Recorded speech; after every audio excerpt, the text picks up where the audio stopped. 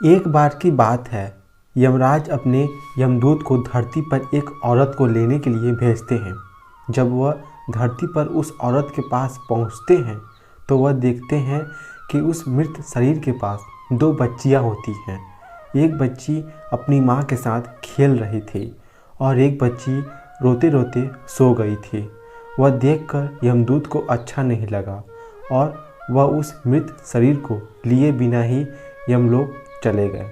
वहाँ जाकर वह यमराज को बोले कि हे प्रभु, क्या हम उस मृत शरीर में थोड़े समय के लिए जान नहीं डाल सकते, क्योंकि उसकी बेटियां बहुत ही छोटी छोटी सी हैं।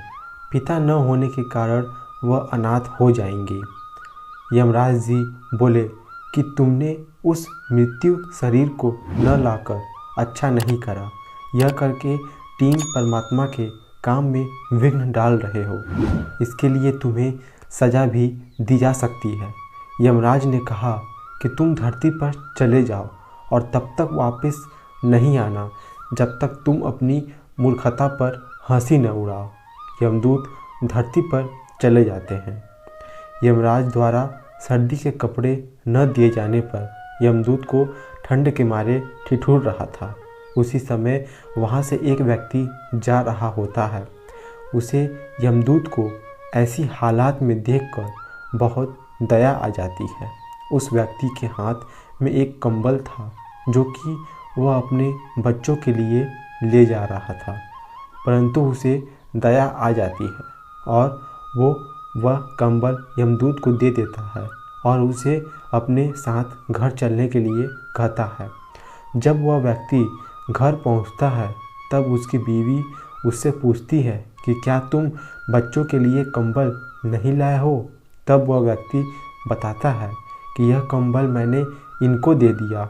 तब उस व्यक्ति की बीवी गुस्सा होकर बोली कि इस कंबल की ज़्यादा ज़रूरत इन बच्चों को है। यमदूत मन ही मन में हंसने लगा और कहने लगा कि इनको नहीं पता कि इनके घर यमदूत आया है।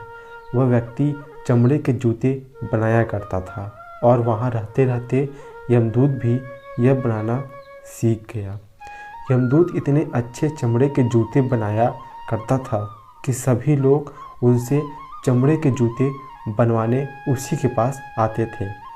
एक बार उस नगर के राजा ने अपने सिपाही को उस व्यक्ति के घर भेजा। वह सिपाही उस व्यक्ति के घर एक चमड़ा लेकर जाता है और कहता है कि यह चमड़ा लो, यह चमड़ा आपको कहीं नहीं मिलेगा और तुम इस चमड़े से राजा के लिए सुंदर से जूते बना दो। परंतु यमदूत ने उसके जूते बनाने के बजाय स्लीपर बना दिए। उस समय स्लीपर उस व्यक्ति के लिए बनाए जाते थे जिसकी मृत्यु हो गई होती है। वह स्लीपर देखकर वह व्यक्ति बहुत क्रोधित हुआ। वह सोचने लगा कि राजा अब उसका क्या हश्र करेंगे। जब यमदूत से उसकी दांत फटकार सुनी तब उन्हें बहुत हंसी आने लगी। इतने में वह सिपाही आता है और कहता है कि तुम उस चमड़े के स्लीपर बना देना क्योंकि राजा की मृत्यु हो गई है। तब वह व्यक्ति यमदूत से माफ़ी मांगने लगे। तब यमदूत बोले कि तो अपने कर्मों द्वारा किए गए सज़ा को भुगत रहा हूँ। काफ़ी समय बाद उस व्यक्ति की दुकान पर एक लड़की आई अपनी बेटियों के साथ। वह लड़कियाँ अपनी शादी के लिए जूते बनवाने आई थी। उन लड़कियों को देखते ही यमदूत को याद आता है कि वह यही लड़कियाँ हैं जो उस मृत महिला के पास रो रही थी। तब यमदूत उस महिला से पूछते हैं कि यह बच्चियाँ कौन हैं। तब वह बताती है कि यह लड़कियाँ अनाथ हैं। इनके पैदा होते ही 2 साल बाद इनकी माँ इनको छोड़कर चली गई थी। मेरे पास भी संतान नहीं थी, इसलिए मैंने उन्हें गोद ले लिया और मेरे पास बहुत संपत्ति है और आगे जाकर यही दोनों मेरी संपत्ति की मालकिन बनेंगी। तब यमदूत को खुद पर हंसी आई। उसे अपनी मूर्खता का एहसास हुआ। तब वह 3 बार हंसा। फिर वह व्यक्ति यमदूत से कहता है कि अब आप 3 बार हंस चुके हो, अब आप मुझे अपनी हंसी का कारण बताएं।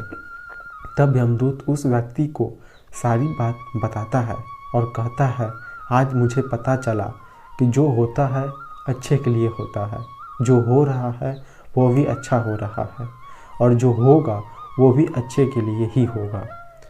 परंतु अगर कोई किसी महिला के साथ गलत कर रहा है, उसके साथ अन्याय कर रहा है, तो वह अच्छा नहीं है। दोस्तों, यही आज की सच्चाई है। अन्याय को सहन नहीं करना चाहिए, अन्याय के खिलाफ आवाज़ उठानी चाहिए। परंतु इस स्थिति में यह नहीं सोचिए कि जो हो रहा है अच्छे के लिए हो रहा है। इस समय आपको अन्याय के लिए आवाज़ उठानी चाहिए। धन्यवाद। तो दोस्तों, अगर आपको वीडियो अच्छी लगी हो तो वीडियो को एक लाइक ज़रूर कीजिएगा और हमारे चैनल में नए हैं तो सब्सक्राइब